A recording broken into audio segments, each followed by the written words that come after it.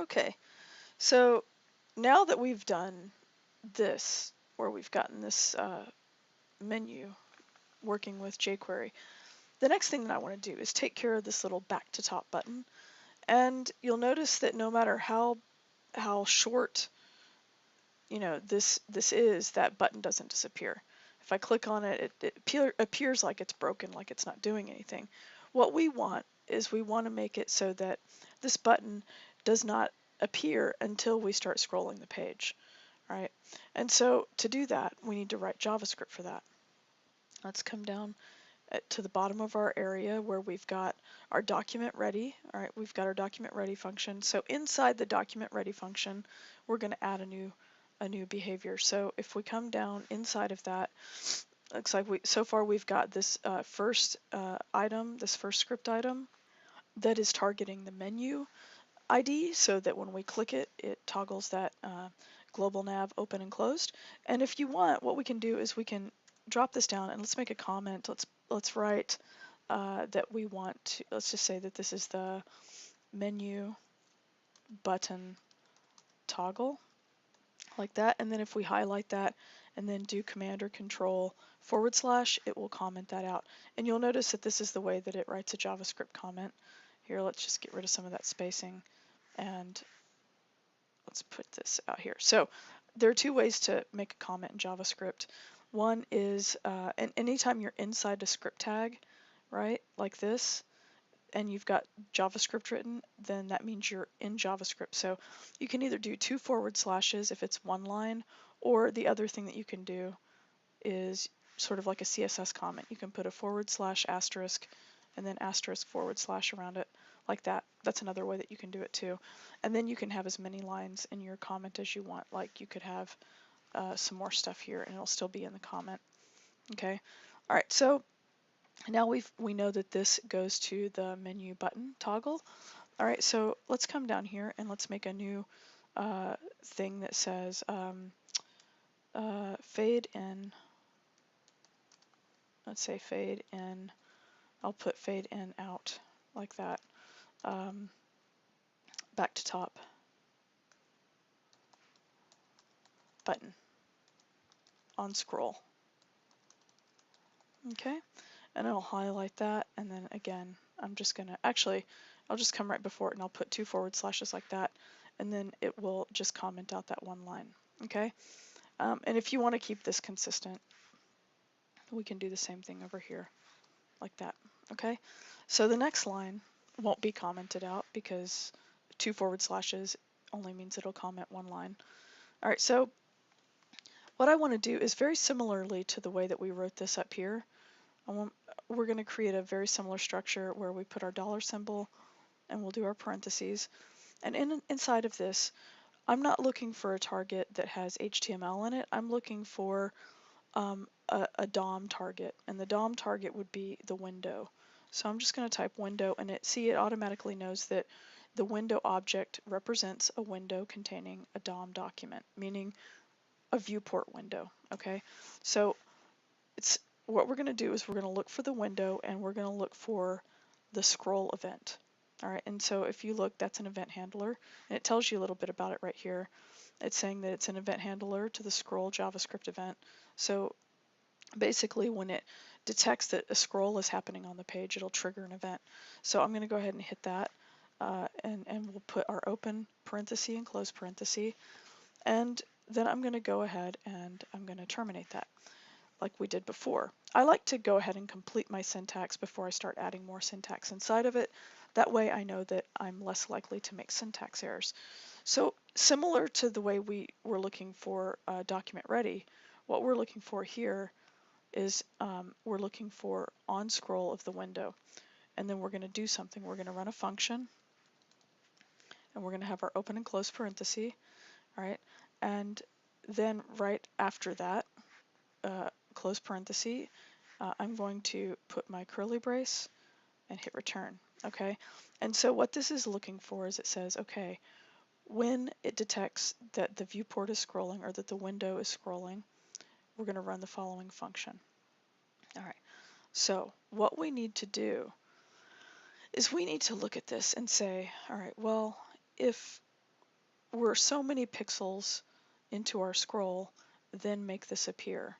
Otherwise, make it disappear. Okay, so to do that, let's come back over here.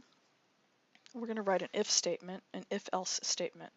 So to do that, you would start by writing the word if, all right, and then what we need is open and close parenthesis, and this is where the statement that would evaluate to be true is going to go. We'll deal with that in a second. And then you're going to put an open brace, and we'll come down here, and then basically what this is going to do is it's saying if whatever goes inside these open and close parentheses is true, then run the following function or whatever, right?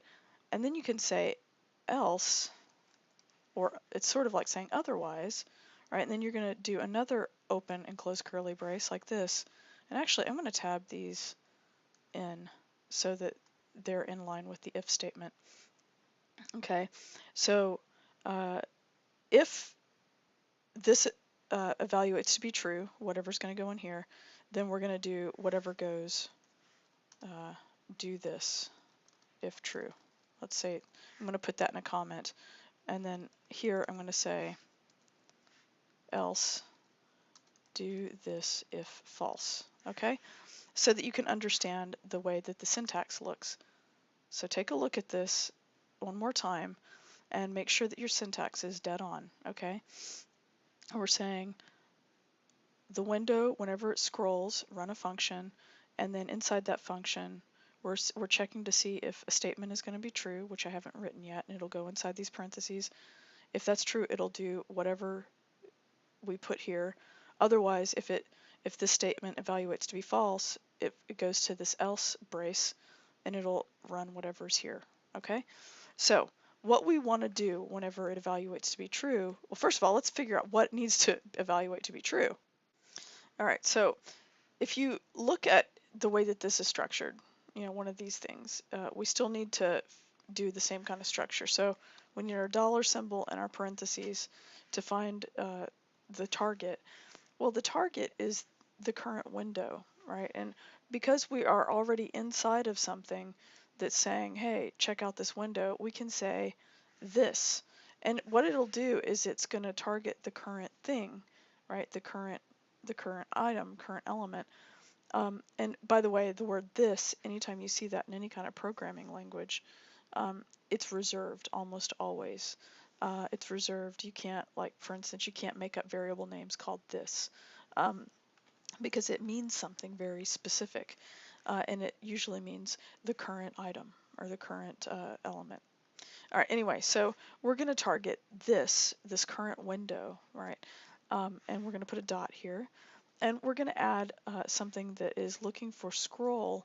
And if you look at these options, we're going to look for scroll top. Right, so we're going to look for scroll top, and I wish that this automatically put the open and close parentheses after the event handlers, but it doesn't, so you need to type that, and if you don't, then it's not going to work right. Anyway, but you're going to look for the top of the current window as it scrolls, and you're going to say, well, if it's greater than, right, remember that's the greater than symbol is going to be open on the left side and closed on the right side. So it'd be greater than, and then it's gonna, we have to put a pixel value, or you could put some other variable name, but in this case we're gonna put a pixel value. So basically whenever the top is scrolled, let's say 100 pixels, and you don't have to type px, in fact you shouldn't type px, because it knows that 100 is going to be measured in pixels whenever it comes to JavaScript. That's not true with CSS, but that's true with JavaScript. So anyway, so we're saying that this is the thing that we're evaluating to see if it's true. If the current window has scrolled more than 100 pixels, then do the following, okay? And the thing that we want it to do is we want it to fade in. Otherwise, we want it to fade out. And I'm going to go ahead and leave these comments here for you if you're copying this and following along, so that way if you come back and look at this, you can see what it is that it's trying to do. What we need to do is target, let's go ahead and we'll get our target started.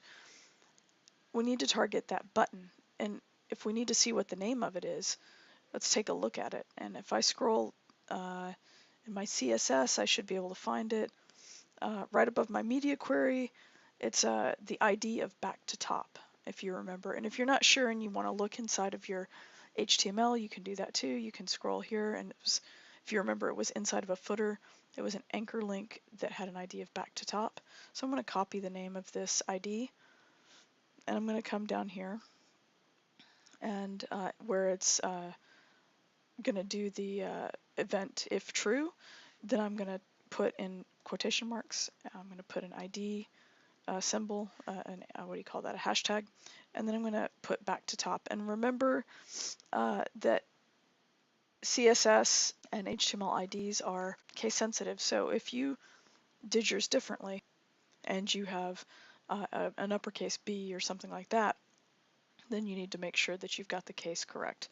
All right, so what we're going to do is we're targeting Backtotop, and we'll put our dot, and then next thing we want to add is an event handler, and we're going to add something that's going to make it fade in. You see immediately it starts to pop up, and we can either put a duration in there inside of these quotation marks or not.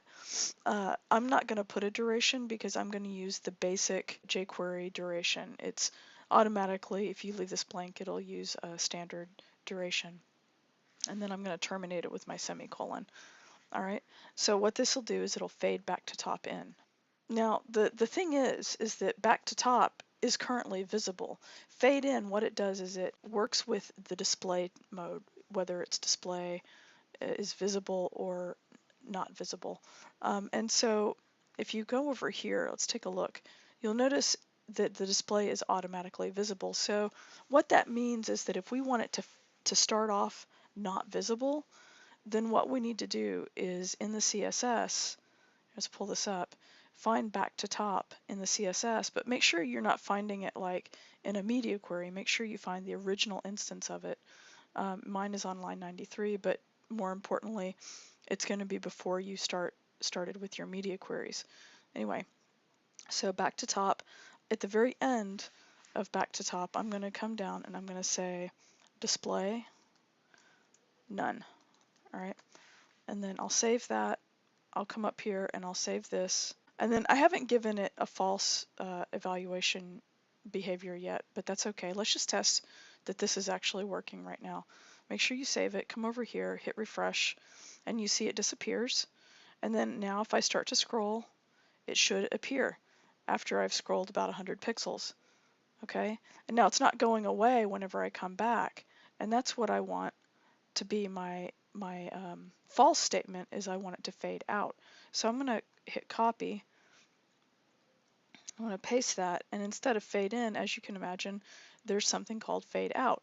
Now, where it says the word in, notice that there are no spaces, hyphens, or underscores in between the words fade and in. It's all one word, but you'll notice that the I is capitalized.